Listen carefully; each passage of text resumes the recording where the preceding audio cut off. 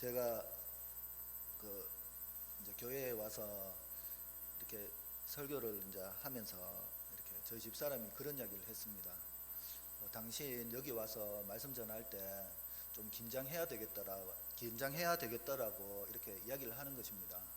그래서 제가 왜 그렇게 해야 되냐고 하니까, 목사님은 원래 말씀을 잘 전하시고, 그런데 앞에서 수요 예배나 오후 예배 때 찬양 인도하시는 그 인도자분들이 멘트가 너무 은혜롭고 찬양이 너무 은혜로워서 긴장해야 되겠다라고 이야기를 하더라고요.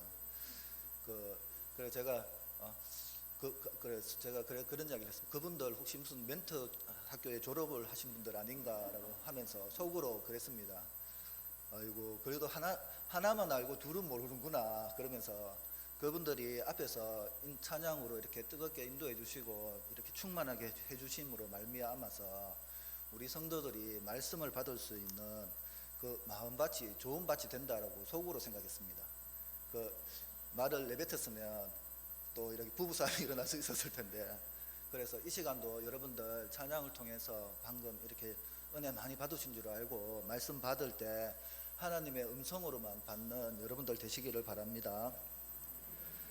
오늘 본문을 살펴보면 1절에서 3절은 전 6일간의 하나님의 창조사역의 결과로 이 세상은 혼돈과 공허가 사라지고 질서와 조화 그리고 생명력이 넘치는 기쁨과 풍요의 동산이 되었습니다. 이에 하나님께서는 당신의 모든 창조사역의 완전성을 친히 인정하시고 만물 앞에 증명하시기 위해 제7일을 거룩하게 구별하시고 안식하셨습니다. 본문은 바로 그러한 안식일 제정과 관련한 창조 제7일에 있었던 일에 대한 기록으로 안식일의 기원을 보여주고 있는 부분이라 하겠습니다. 그리고 4절에서 7절은 구속 역사의 주인공인 인간을 창조하신 방법에 초점을 맞추어서 말씀을 해주고 있습니다. 특히 본문은 하나님께서 다른 피조물과 달리 손수 흙을 빚어 인간을 지으시고 그 코에 생기를 부어 넣어 생명이 되게 하셨음을 보여줌으로써 하나님이 인간을 얼마나 사랑하시고 귀하게 여기시는지 잘 보여주고 있다는 것입니다. 그렇다면 여기서 우리에게 말씀하시는 교훈은 무엇인지 이 시간에 한번 살펴보도록 하겠습니다. 먼저는 하나님의 창조 사역은 완전했다고 말씀을 하고 있습니다. 1절을 보면 천지와 만물이 다 이루어지니라 라고 선언하고 있습니다. 이것은 하나님의 창조 사역의 완성을 선언한 것입니다. 특별히 여기서 다 이루었다는 말은 마치다, 완수하다라는 의미로 하나님의 창조 사역이 하나님의 뜻대로 온전하게 성취되어 더 이상 손댈 필요가 없다는 것을 설명하고 있습니다. 따라서 본절은 하나님의 창조 사역의 완전성과 충족성을 강조하고 있다는 것입니다. 여러분, 하나님이 창조하신 천지 만물 가운데 부족한 것이 무엇이 있습니까? 오늘날 사람들이 많은 것을 발견하거나 발명합니다만 그것은 이전에 이미 있는 것을 찾아내거나 이미 있는 재료를 가지고 만들어내는 것일 뿐이라고 이야기를 하고 있습니다. 하나님은 이 세상에 있을 것은 다 있게 하셨습니다. 그리고 그러한 천지 만물을 한 점의 흠도 없게 만드셨다는 것입니다. 물론 그렇다고 해서 오늘날 천지 만물이 일점의 흠도 없다는 말은 아닙니다.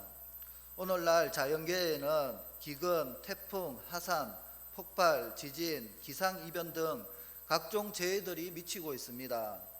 그리고 이러한 것들은 하나님의 창조사역의 완전성에 대해 의구심을 갖게 하고 있다는 것입니다. 그러나 이는 결코 하나님의 창조사역이 불완전해서 생겨난 것들이 결코 아니라고 말씀하고 있습니다.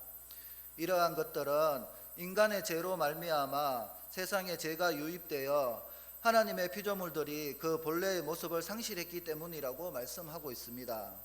하나님은 이처럼 죄로 말미암아 그 본래의 아름다운 모습을 상실한 피조세계를 장차 이 세상 마지막 때에 천지를 창조하실 때 바로 그 말씀의 능력으로 이사야서 11장 6절에서 9절 말씀처럼 그때의 이리가 어린 양과 함께 살며 포범이 어린 염소와 함께 누우며 송아지와 어린 사자와 살찐 짐승이 함께 있어 어린아이에게 끌리며 암소와 곰이 함께 먹으며 그것들의 새끼가 함께 엎드리며 사자가 소처럼 풀을 먹을 것이며 젖 먹는 아이가 독사의 구멍에서 장난하며 젖된 어린아이가 독사의 굴에 손을 넣을 것이라.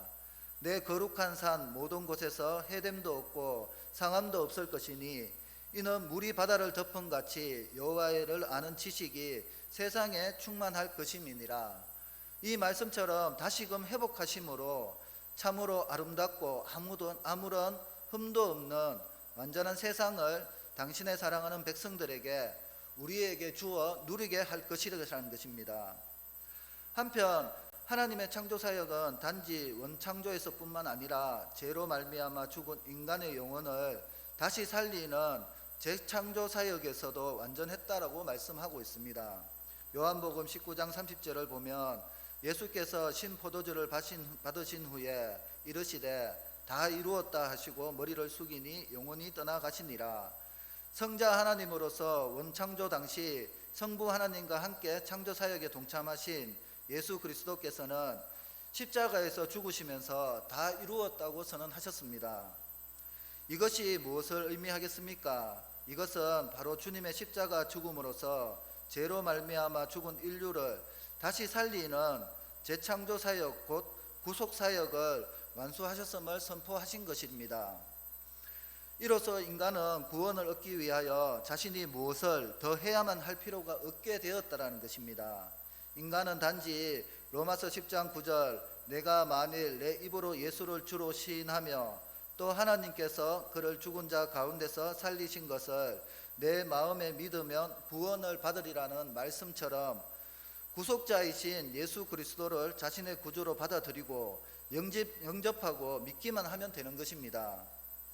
하나님의 창조사역은 원창조에서나 재창조에서나 한 점의 흠도 없이 완벽하고 조금의 보충도 필요 없이 충족된 것이었습니다. 이러한 하나님께서는 장차 우리에게 완전한 구원과 충족된 기쁨을 누리게 하실 것입니다. 이것을 믿고 구원의 확신에 거하며 기쁨이 충만한 삶을 사는 우리 모두가 되기를 바라겠습니다. 그리고 두 번째는 안식일을 거룩하게 지키고 사용해야 된다고 말씀하고 있습니다. 본문 2절 3절을 보면 하나님이 그가 하시던 일을 일곱째 날에 마치시니 그가 하시던 모든 일을 그치고 일곱째 날에 안식하시니라. 하나님이 그 일곱째 날을 복되게 하사 거룩하게 하셨으니 이는 하나님이 그 창조하시며 만드시던 모든 일을 마치시고 그날에 안식하셨음이니라. 말씀처럼 6일 동안의 창조사역을 완료하시고 제7일째 되는 날을 복주사 거룩하게 구별하시고 그날에 하나님께서는 안식하셨다고 말씀하는 것입니다. 그런데 이처럼 하나님께서 증명하며 만물에 대한 주권이 하나님 자신께 있음을 선포하는 행위였다는 것입니다. 다시 말해 하나님께서 안식일을 제정하신 것은 완전한 당신의 창조사역을 기념하기 위함이었다고 말씀하고 있습니다. 사람들은 건국기념일이나 독립기념일 등 어떤 중요한 사건이 있었던 날을, 그리고 우리 교회도 설립 60주년을 맞아 기념을 하는 것처럼 기념일로 지정하여 지키고 있습니다. 왜 지키고 있습니까? 그것은 그 사건이 기념일이 우리와 자신과 상관이 있기 때문이라는 것입니다. 그와 같이 출애굽기 20장 11절을 보면 이는 엿새 동안에 나 여호와가 하늘과 땅과 바다와 그 가운데 모든 것을 만들고 일곱째 날에 쉬었음이라. 그러므로 나 여호와가 안식일을 복되게 하여 그날을 거룩하게 하였느니라. 하나님은 안식일을 제정하시고 지킴으로 하나님께서 세상의 창조자 되신가 세상 만물에 대한 주권이 자신에게 있음을 나타내 보이신 것이라고 말씀하고 있습니다. 따라서 우리가 안식일을 지킨다는 것은 하나님께서 우리의 창조자 되신가 우리 인간들과 세상 만물에 대한 주권이 하나님께 있음을 인정하는 신앙 고백적 행위인 동시에 하나님의 창조 질서에 순종하는 것이라고 할 수 있습니다. 즉 우리는 안식일에는 모든 세속적인 활동과 생각을 접어두고 안식하며 세상의 창조주요 주권자이신 하나님을 온전히 예배해야 한다는 것입니다. 특별히 복음시대를 살아가는 우리는 주의를 지켜야 되는 것입니다. 왜냐하면 구약의 안식일은 신약시대에 이르러 예수 그리스도의 구속사역으로 말미암는 재창조를 기념하는 주일로 대치되었기 때문이라는 것입니다. 그래서 우리는 이스라엘 백성들이 거룩하게 지키던 안식일을 지금은 예수 그리스도로 말미암아 주일을 구별해서 거룩하게 지키라고 말씀하고 있는 것입니다. 여러분 어떻습니까? 여러분은 주일을 하나님을 위해 온전히 사용하고 있습니까? 아니면 혹시 자신의 유익과 즐거움을 위해 혹은 세속적인 목적을 위해 하나님의 날로 구별된 주일을 유용하고 있지는 않습니까? 여러분 기억하시기 바랍니다. 안식일을 주일로 제치해서 지키지만 안식일의 기본 정신은 주일에도 그대로 지켜져야 한다는 것입니다. 지금은 구약의 안식일을 지키는 것보다 많이 간소화되어 주일을 지키고 있습니다. 구약의 안식일은 정말 24시간 1초라도 헛되이 보내면 안 되었지만 지금은 대체적으로 주일 오전 예배, 오후 예배를 드림으로 주일 성수를 했다라고 대체를 하고 있다는 것입니다. 그런데 우리는 이것조차도 힘들어하고 헉헉대고 있다는 것입니다. 하나님의 것을 다른 용도로 사용할 때 하나님의 거룩함을 침해하는 죄가 된다는 사실을 기억하셔서 온전한 주일 성수를 통해 하나님께 영광 돌려드리는 우리 모두가 되기를 바라겠습니다. 마지막으로 4절에서 7절의 본문은 성경의 대주제가 인간을 향한 하나님의 구원 활동이라는 성경의 그 맥락하에서 구속 역사의 주인공인 인간 창조만 따로 떼어 하나님께서 인간을 창조하신 방법을 자세히 설명하고 있는 부분입니다. 본문을 통해 우리에게 말씀하시는 부분은 인간은 하나님의 특별한 관심과 사랑의 대상이므로 하나님 안에서만 생명과 존귀를 누릴 수 있다라고 말씀하는 것입니다. 4절과 6절을 보면 이것이 천지가 창조될 때에 하늘과 땅의 내력이니 여호와 하나님이 땅과 하늘을 만드시던 날에 여호와 하나님이 땅에 비를 내리지 아니하셨고 땅을 갈 사람도 없었고 밭에는 채소가 나지 아니하였으며 안개만 땅에서 올라와 온 지면을 적셨다라고 말씀하고 있습니다. 인간이 출현하기 이전의 지구 모습이 소개되고 있다는 것입니다. 즉 인간이 출현하기 이전의 지구는 초목이나 채소가 나지 아니하였고 안개만 땅에서 올라와 지면을 적셨다라고 말씀합니다. 인간이 출현하기 전 지구는 혼돈하고 삭막한 곳이었다는 것입니다. 그런데 하나님은 인간을 만드시기 직전 이러한 지구에 새로운 질서를 부여하시고 저번에 말씀드렸듯이 인간이 아무런 문제 없이 삶을 영위할 수 있도록 모든 여건을 조성하셨다는 것입니다. 이러한 사실은 인간이 하나님의 특별한 관심과 사랑의 대상이었음을 말씀해 주고 있다는 것입니다. 이처럼 인간이 하나님의 특별한 관심과 사랑의 대상이라는 사실은 인간 창조 기사에서 더욱 분명하게 나타납니다. 7절을 보면 여호와 하나님이 땅의 흙으로 사람을 지으시고 생기를 그 코에 불어넣으시니 사람이 생명이 되었다고 말씀합니다. 즉 하나님께서 인간을 창조하실 때 사용하신 재료와 방법이 나오고 있습니다. 하나님께서는 흙으로 사람을 지으시고 그 코에 생기를 불어넣으심으로써 인간을 창조하신 것입니다. 이러한 하나님의 인간 창조 재료 및 방법에 대한 기술은 다른 피조물들을 창조하실 때에는 전혀 나타나지 않는 것으로서 하나님께서 여타의 다른 피조물들과는 달리 인간 창조에 하나님의 각별한 노고와 관심을 쏟아 부으셨음을 말씀해 주고 있다는 것입니다.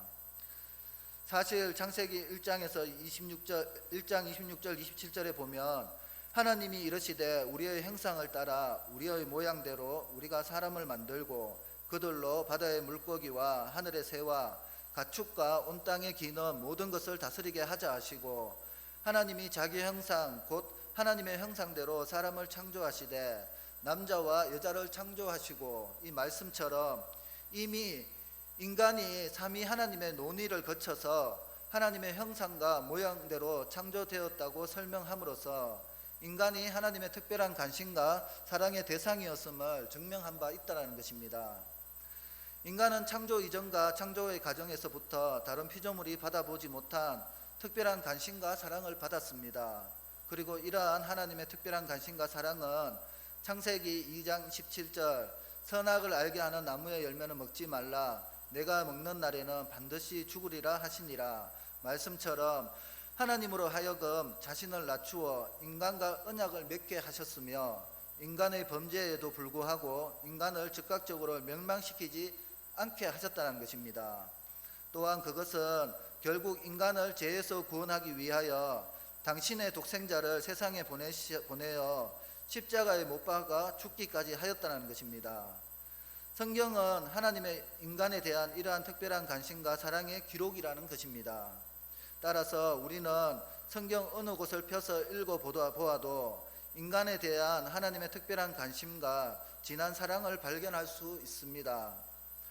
요한일서 4장 10절 사랑은 여기 있으니 우리가 하나님을 사랑한 것이 아니요 하나님이 우리를 사랑하사 우리 죄를 속하기 위하여 화목 제물로 그 아들을 보내셨음이라.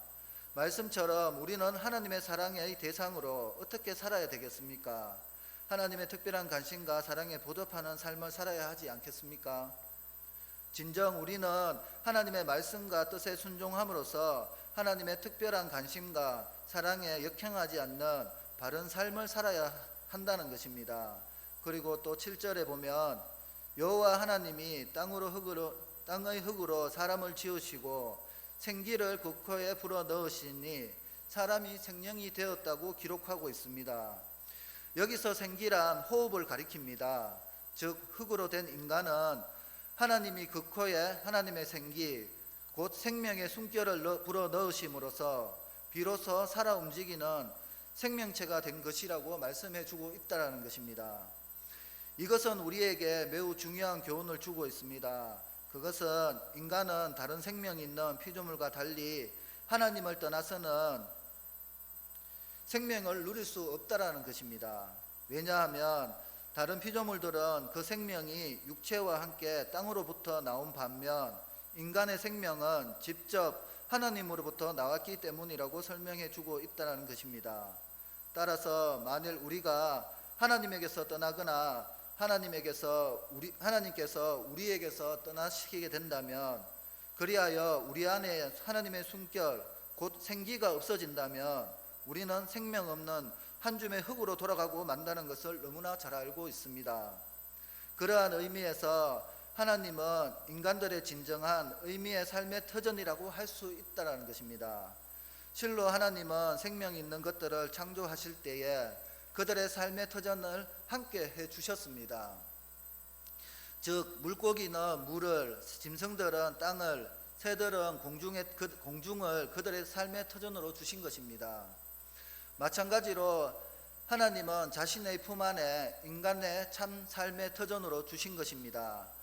그러므로 우리는 하나님 안에서 그의 말씀에 순종하여 살 때 진정한 인간의 삶을 살 수 있다는 것입니다.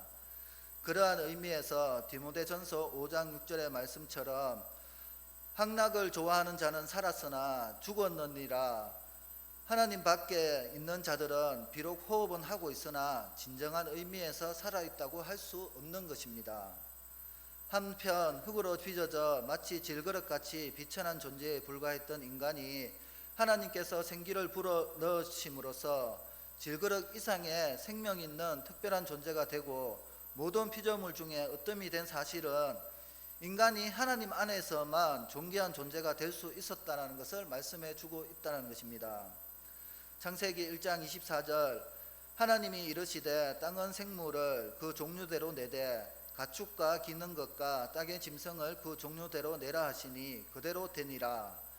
말씀으로 흙으로 빚어진 인간은 하나님과 연결되어 있지 않을 때 한 줌의 흙덩이나 흙으로 빚어진 짐승과 별다를 바 없는 존재라는 것입니다.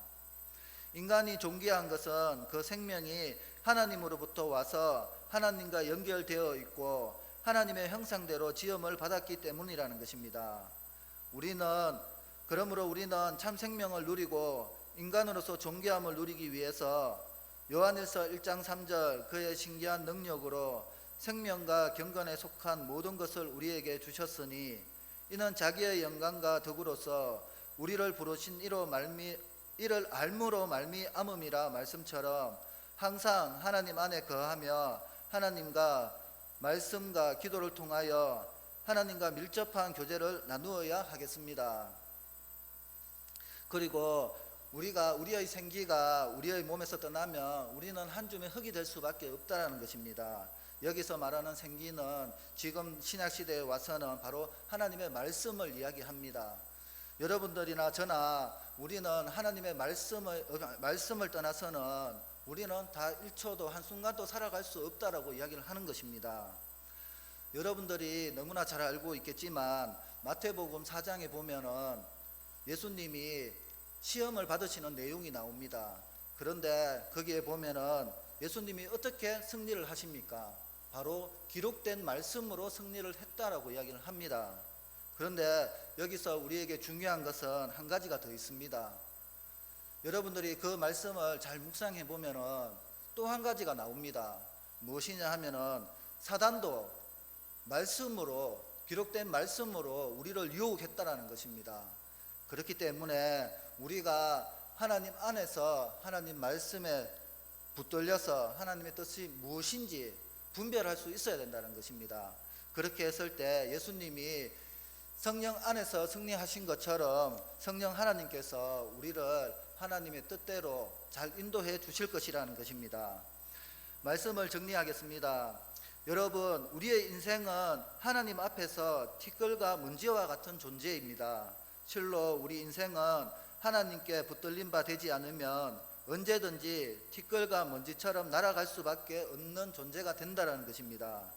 그러므로 우리의 육체를 자랑하지 마시기 바랍니다. 인물과 부와 힘과 권세를 자랑하지 마시기 바랍니다. 우리를 살리는 것은 하나님의 은혜와 사랑이지 우리에게 있는 것들은 우리의 생명을 단 1초도 연장시키지 못한다는 것입니다. 진정 우리는 하나님의 은혜가 없이는 단 한순간도 살 수 없음을 깨닫고 그분 앞에서 겸손히 행하며 그를 온전히 의지하고 그의 말씀에 순종하는 삶을 사는 우리 모두가 다 되기를 축복합니다. 기도하겠습니다. 하나님 아버지, 은혜를 감사드립니다.